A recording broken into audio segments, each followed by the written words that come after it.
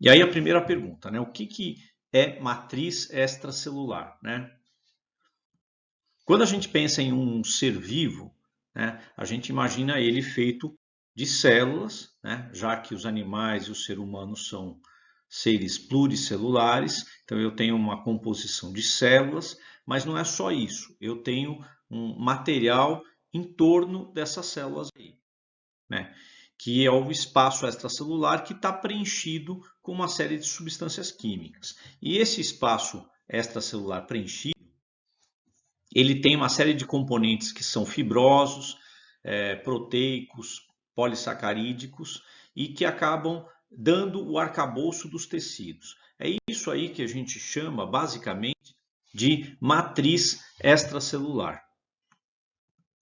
Tá? E a matriz extracelular, ela não é só uma questão física, ela não é só simplesmente como se fosse um andaime que serve para sustentação. Ela tem uma relação com as células e ela acaba sendo muito importante para que a célula tenha a sua diferenciação correta e as suas funções corretas. Então, se eu tirar a matriz extracelular, eu não vou tirar simplesmente uma sustentação física, mas eu vou tirar também toda uma interação biológica que faz com que aquelas células sejam o que elas são e aquele tecido também. Então, toda a funcionalidade dos tecidos depende da matriz extracelular.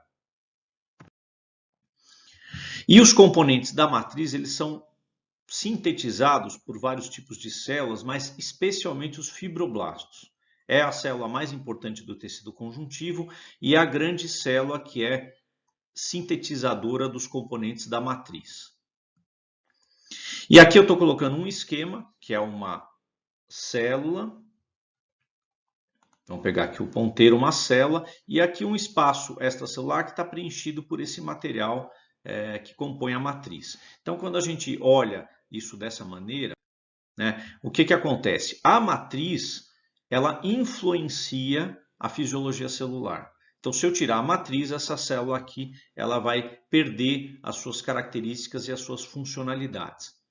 O que a gente costuma dizer é que quando a célula perde o contato com a matriz, ela sofre um processo de desdiferenciação. Então, aquele processo de especialização fisiológico normal que ela sofreu regride e ela perde a função dela. Então, ela retorna para um estado funcional não especializado e, portanto, ela não vai cumprir as funções originais dela. E é claro que a gente tem que pensar que dentro desse esqueminha que eu fiz aqui de um ser vivo composto de células, eu não tenho um único tecido, não tenho um único órgão, eu tenho diferentes tecidos compostos de diferentes células com diferentes tipos de matriz extracelular. Então, uma das coisas que condiciona, inclusive, a diferenciação tecidual é, além do tipo celular, a diferença na matriz extracelular. E a matriz extracelular, ela é composta de uma série de componentes como proteínas e polissacárides, tá? Que vão se organizar formando uma rede. Né? A quantidade de matriz que eu encontro em cada tecido depende do tecido que a gente está tratando. Então, por exemplo, em cartilagem, ossos e na derme, eu tenho uma quantidade de matriz bastante grande.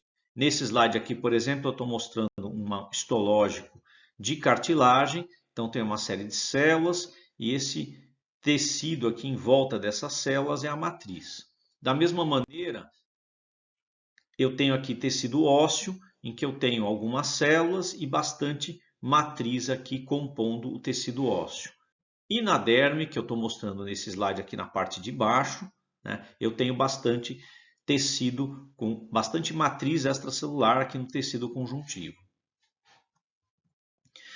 Já em outros tecidos eu tenho pouca matriz, como é o caso do tecido nervoso e o tecido epitelial. Pegando como exemplo os epitélios, eu tenho aqui um epitélio ciliado, em que você tem as células aqui dispostas com cílios, e eu tenho muito pouca matriz entre as células. Então aqui é um tecido tipicamente que, embora eu tenha algum grau de matriz extracelular, ele é muito pequeno comparado com outros tecidos. E o modo como essa matriz se organiza, ela vai ser responsável pela característica de cada tecido. Então, por exemplo, no tecido ósseo, eu tenho o quê? Deposição de cristais de fosfato de cálcio que vão tornar o osso com a característica dele, que é um tecido duro. Então, ele é a característica do osso, e é para isso que ele se presta, é ter dureza para dar sustentação para todo o corpo. Já quando eu pego as cartilagens, eu tenho outro tipo de tecido que tem que ter uma certa dureza, mas tem que ter uma certa compressibilidade. Então, eu tenho uma série de componentes de matriz extracelular, como glicosaminoglicanas e proteoglicanas, que vão se unir a colágeno e vão dar essa característica que eu acabei de citar, relacionada às cartilagens. E dos tendões, que têm fibras de colágeno que estão dispostas de um jeito para que eles tenham uma alta resistência. E por fim, quais são os componentes da matriz extracelular? Eu tenho dois grandes grupos de componentes aqui, que são moléculas proteicas que são alongadas, né, e que se agregam formando grandes fibras, como o colágeno e a elastina. E eu tenho uma série de constituintes que se agregam, mas não formam fibras, não formam estruturas fibrosas, nos quais eu tenho as glicoproteínas, como, por exemplo, a laminina, e eu tenho glicosaminoglicanas e proteoglicanas. Então, esses são os componentes fundamentais da matriz extracelular. As glicosaminoglicanas e as proteoglicanas, né, o que elas são? As glicosaminoglicanas são polímeros de disacarídeos. E aqui eu tenho alguns exemplos deles. Ácido hialurônico, sulfato de dermatana, sulfato de condroitina e o sulfato de heparana. Tá?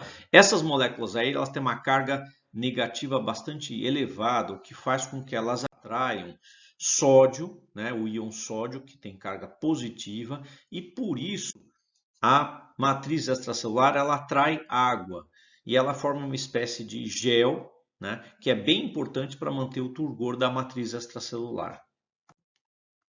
Então, aqui o gel da matriz, né, e aqui o comentário sobre a questão dessa água que fica retida e que é muito importante para as funções da matriz. E aí uma aplicação aí em relação a esse conhecimento. A gente está fazendo uma descrição bioquímica aqui da matriz, né, mas de como isso se relaciona com questões práticas para nós. Né? Se a gente pensar, por exemplo, no ácido hialurônico, ele é uma espécie de cimento celular. Né? Ele está entre as células, está dentro da matriz e entre as células em alguns epitélios. Eu tenho algumas bactérias, como por exemplo Staphylococcus aureus, que produz uma enzima chamada hialuronidase. Então o que o Staphylococcus aureus faz? Ele dissolve a matriz extracelular, ele dissolve esse cimento entre as células, e isso desagrega o tecido e possibilita que ele consiga se espalhar mais facilmente pelos tecidos do hospedeiro. Por isso que a gente classifica a enzima hialuronidase como um fator de virulência. Ajuda a bactéria a se espalhar pelos tecidos do hospedeiro. Aqui é uma imagem de Staphylococcus aureus, ele é um coco gram-positivo em arranjo de Staphylococcus.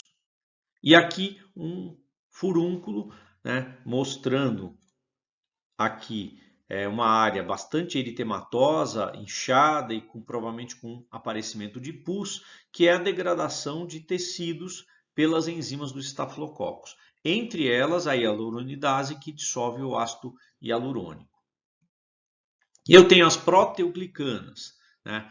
As proteoglicanas, o que elas são? Nada mais são do que algumas glicosaminoglicanas, que são esses sulfatos aqui, agregados a proteínas. Então, a proteoglicana é uma glicosaminoglicana associada a algumas proteínas. Aqui é um exemplo de uma proteoglicana em que esse cano aqui que está sendo mostrado aqui é uma proteína alongada e essas varetinhas que estão aqui do lado são as glicosaminoglicanas. Então, quando eu associo glicosaminoglicana com esta proteína, eu acabo obtendo o que a gente chama de proteoglicana. Outros componentes da matriz são a fibronectina e a laminina. Tá? São glicoproteínas que contêm locais de adesão para as células, para outras moléculas de fibronectina e para outros componentes fibrosos da matriz extracelular. Então, nesse sentido, A fibronectina, ela é uma espécie de ponte entre as células e a matriz extracelular. A laminina é uma molécula em forma de cruz também, né? Ela se liga a algumas moléculas de colágeno, especialmente o tipo 4, e outros componentes como sulfato de heparanana e alguns receptores celulares também. Aqui é um esquema mostrando essa molécula aqui em forma de cruz.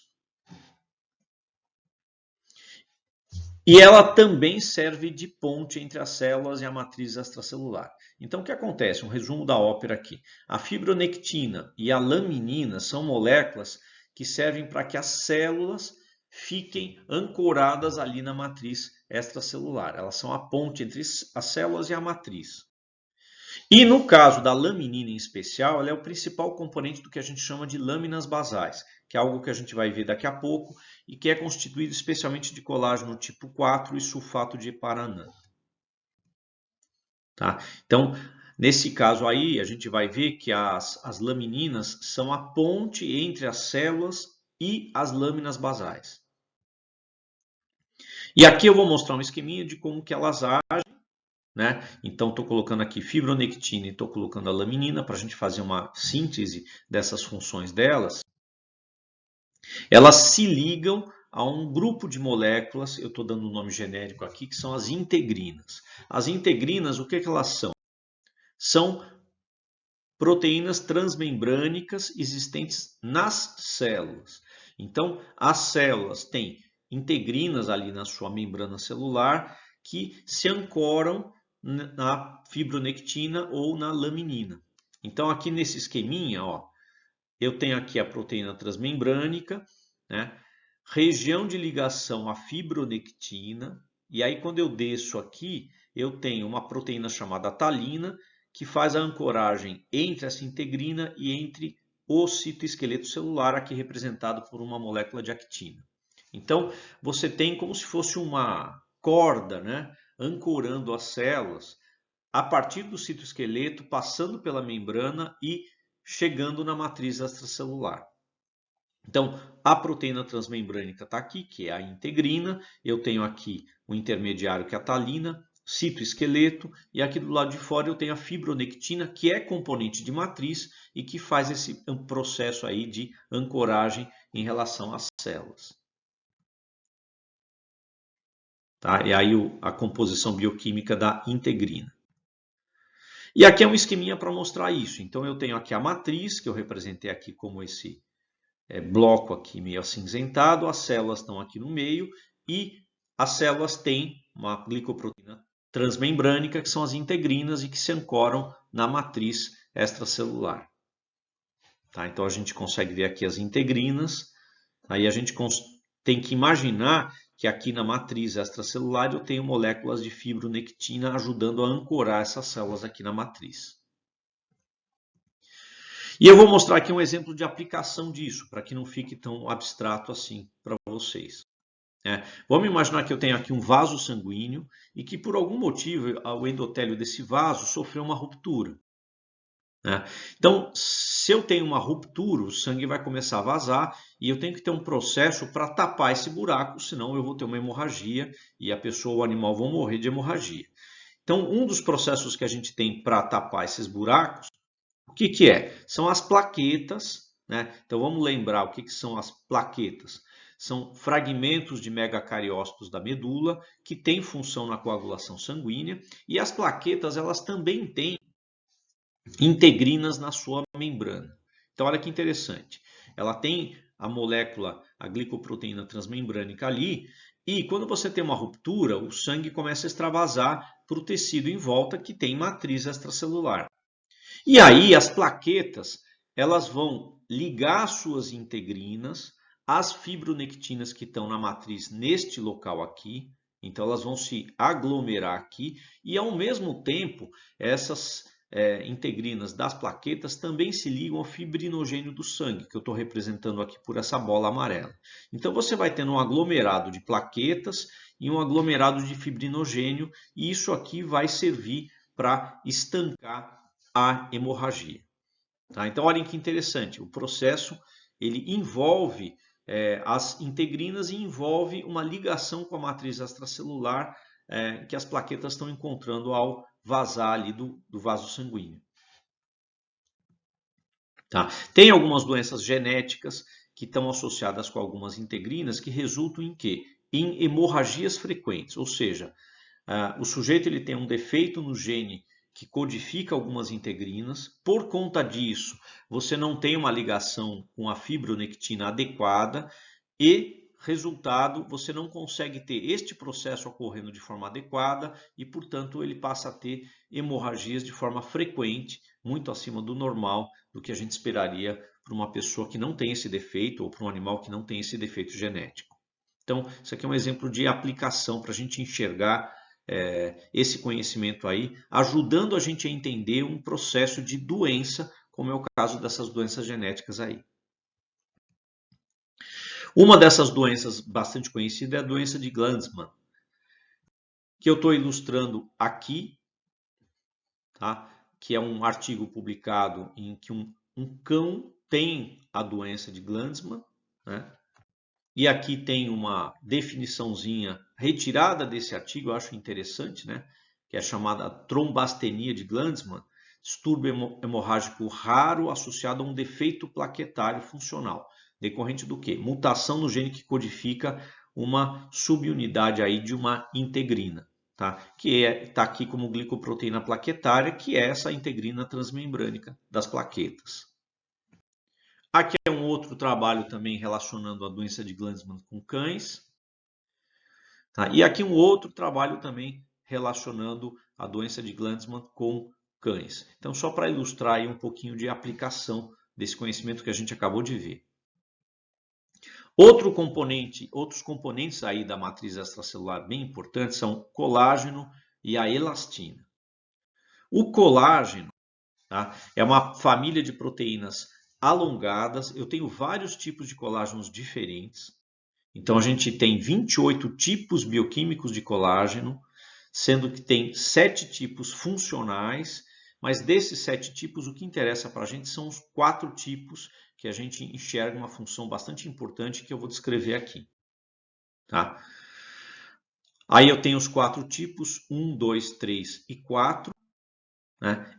O colágeno é considerado a proteína mais abundante do organismo, né? Constitui 25% das proteínas do organismo. E ele é composto de 3 polipeptídeos dispostos em tripla hélice, como eu estou mostrando nesta figura aqui de baixo, que está em amarelo e em roxo aqui.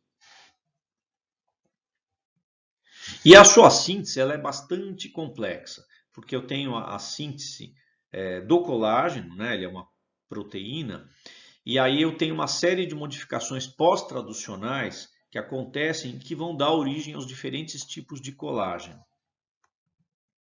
Tá? E é por isso que eu tenho um elevado número de doenças associadas a ele. Ele é tão onipresente em vários tecidos do corpo. Eu tenho vários tipos de colágeno. Qualquer probleminha na síntese dele pode resultar em uma série de doenças diferentes. E desses 4 tipos de colágeno, o 1, 2, 3 e o 4, o 1, ele se associa o 1, 2 e o 3 se associam de forma paralela, enquanto que o 4 ele forma uma treliça, uma trama, como se fosse tela de galinheiro. A gente vai ver que esse tipo de associação das fibras de colágeno no tipo 4 tem a ver com a função que ele vai cumprir. Né? Então, a gente tem aqui um daqueles exemplos de forma-função. Né? A forma acaba denunciando a função dele. A gente já vai ver isso. Aqui é uma imagem mostrando o tipo 4, formando essa tela de galinheiro que eu acabei de falar. E retomando alguns detalhes de cada tipo, o colágeno tipo 1 ele está presente na derme, né? Tá aqui, ó, derme, ossos e tendões. E ele está bem adaptado aqui a resistir à tensão. Né? Então, se a gente pensar tendão, osso e derme, o osso ele tem dureza, mas a derme e os tendões eles têm que resistir à tensão. Então, o tipo 1 está nesses tecidos aí. O tipo 2 é encontrado nas cartilagens, está associado com proteoglicanas. E ele fornece aquela característica das cartilagens que tem uma certa dureza, mas tem uma certa compressibilidade para elas cumprirem a função delas dentro do organismo animal. O tipo 3 constitui as fibras reticulares do tecido conjuntivo, né? É encontrado em tecidos que têm uma alteração de volume frequente, como é o caso de vasos, como por exemplo artérias, músculo liso, trato digestivo, útero e outros. Então, ele tem essa característica aí de permitir uma certa maleabilidade maior do que, por exemplo, do tipo 2. E o tipo 4 é encontrado nas lâminas basais, como a gente já comentou. E aí eu aproveito agora para tirar dúvida. O que são, afinal, essas lâminas basais que eu já falei? A gente pode dizer que a lâmina basal não deixa de ser matriz extracelular, mas é uma apresentação muito peculiar dessa matriz. Por quê? Porque eu tenho uma composição típica da lâmina basal que envolve colágeno tipo 4 e uma série de proteínas, entre elas a laminina já citada e o sulfato de dermatana.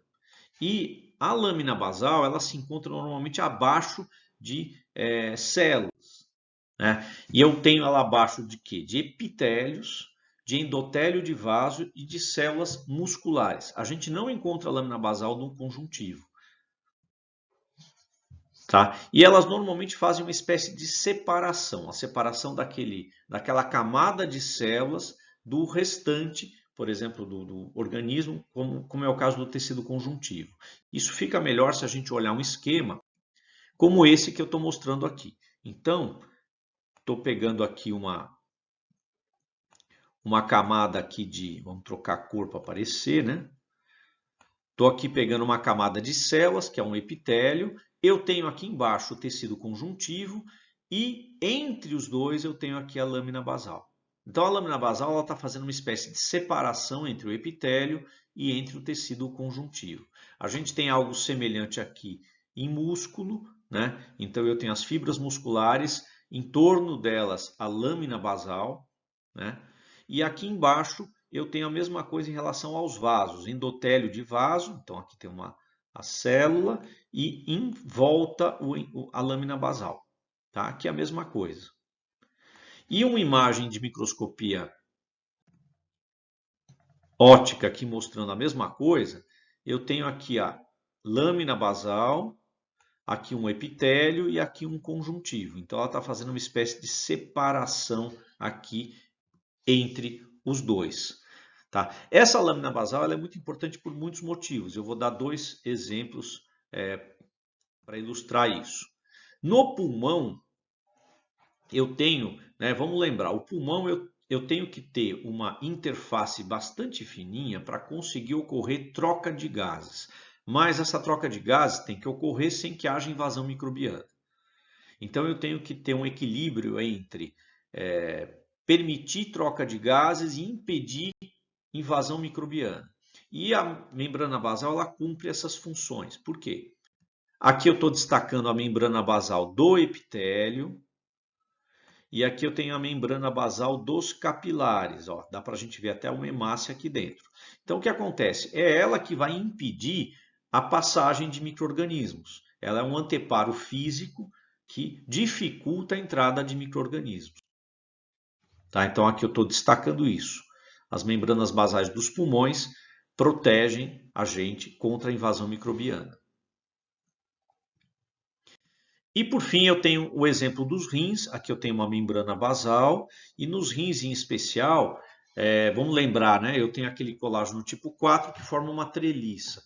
E essa treliça ela tem uma carga negativa bastante grande e essa membrana basal vai ser bastante essencial para que eu faça a filtração do plasma sanguíneo, para que eu forme a urina. Então eu tenho a passagem aqui do plasma para a formação da urina e a membrana basal, a lâmina basal, ela acaba funcionando aí como se fosse um filtro para isso. Então reparem um papel fisiológico aí da lâmina basal. E nesse próximo slide aqui eu tenho um resumo dos principais tipos de colágeno. Então a gente saiu ali do parênteses da lâmina basal, estamos voltando para uma síntese dos diferentes tipos de colágeno, 1, 2, 3 e 4, onde eles são encontrados, aqui na coluna 2, as células que os produzem, né? Grau de polimerização, isso aqui é um detalhe bioquímico, e a função, né? Então, ó, 1, 2 e 3 resistir a tensão, pressão e tensão, e aqui suporte, filtração e barreira. Então o tipo 4 ele tem uma diversificação um pouquinho diferente dos tipos 1, 2 e 3. E aí vamos ver uma pequena aplicação disso, porque o que a gente está enxergando? Né? Eu tenho um tópico de biologia celular que se associa com microbiologia, no caso dos pulmões, para você impedir a invasão microbiana. Eu tenho questões de clínica relacionadas a isso, se eu tiver problemas nessas lâminas basais. Eu tenho também questões de patologia relacionadas, porque eu posso ter defeitos genéticos que dão origem a doenças relacionadas aos colágenos. Tá? Eu vou dar aqui alguns exemplos disso. Essa bactéria aqui, que é o Clostridium perfringens, é uma bactéria responsável pelas gangrenas gasosas. Aqui está um pé humano ilustrando isso. É uma bactéria que tem um arsenal enzimático incrivelmente diversificado, provoca destruição tecidual extensa. Entre essas enzimas eu tenho uma chamada colagenase. E aí dá para a gente imaginar o seguinte: colagenase, esse final, essa terminação ase, está relacionada com enzimas, e colágeno é um dos componentes mais importantes aí da matriz. Então, quando uma bactéria produz colagenase, ela degrada colágeno, então ela ajuda a dissolver e destruir tecidos e ajuda a espalhar a bactéria. É uma coisa muito equivalente ao que a gente viu ali para os Staphylococcus aureus e a hialuronidase. Tá? Então, esse aqui é um exemplo de aplicação do conhecimento da biologia celular para a clínica, para a gente entender uma doença.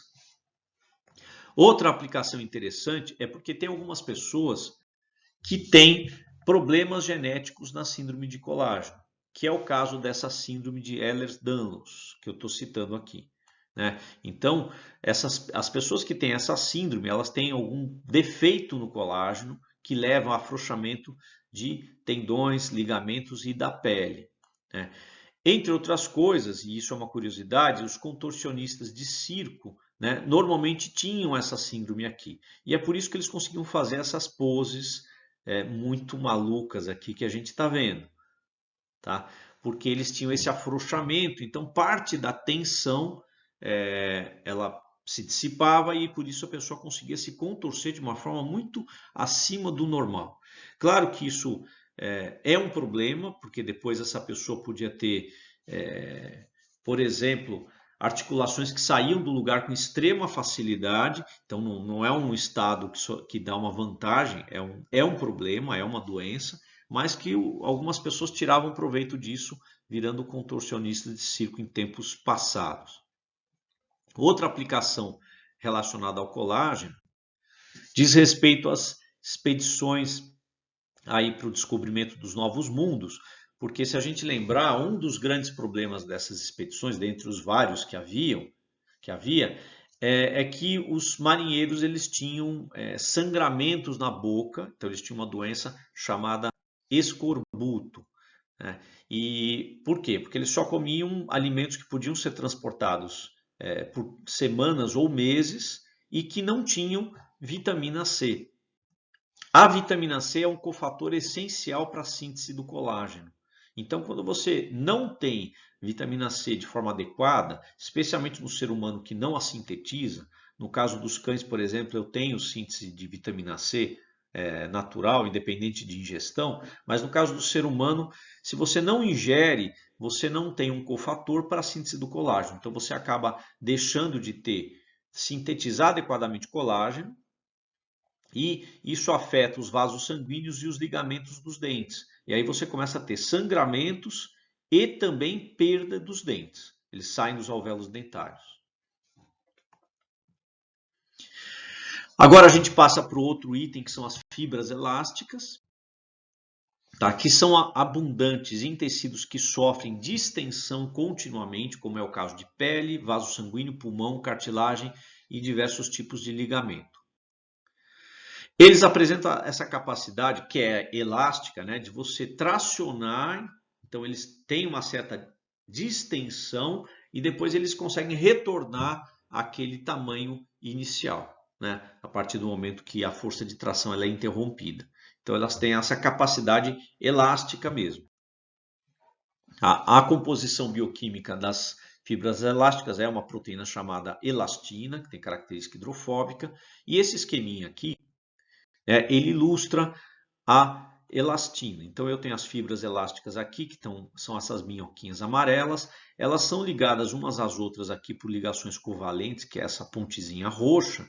Então quando você estica isso aqui, você tem esse tipo de estruturação. Se a força de tensão cessa, isso aqui retorna para esse estado aqui. Aqui é uma microscopia eletrônica mostrando fibras elásticas. E uma dos fatores relacionados ao aparecimento de rugas é justamente o processo de degradação, de degeneração das fibras elásticas, tá? Especialmente quando está associado com luz do sol, né? A gente sabe que excesso de luz solar acaba acelerando o envelhecimento de pele dos tecidos adjacentes, e isso está em grande medida relacionado com as fibras elásticas, embora não só, né? As fibras elásticas são um dos componentes, mas não é o único relacionado ao envelhecimento da pele. Então, quando a gente vê essas rugas, é porque as fibras elásticas estão perdendo a função delas de retornar aquele ponto original, e aí você começa a ter aparecimento das rugas. E por fim, aí nos componentes da matriz extracelular, a gente tem as glicoproteínas da matriz, tá? Que é um grupo bastante grande, bastante heterogêneo de proteínas que não são estruturais. Elas interagem com uma série de componentes da matriz, né, e com células também através das integrinas. E tem um amplo espectro aí de atuação, né, de ação, e são o último componente aí que a gente tem na matriz extracelular para comentar. Então, com isso, a gente reviu os 4 grandes componentes aqui da matriz extracelular e chega ao fim desta aula aqui. Depois a gente vai ter uma testagem associada a isso e, por fim, a discussão em aula. Tá ok, gente? Até mais!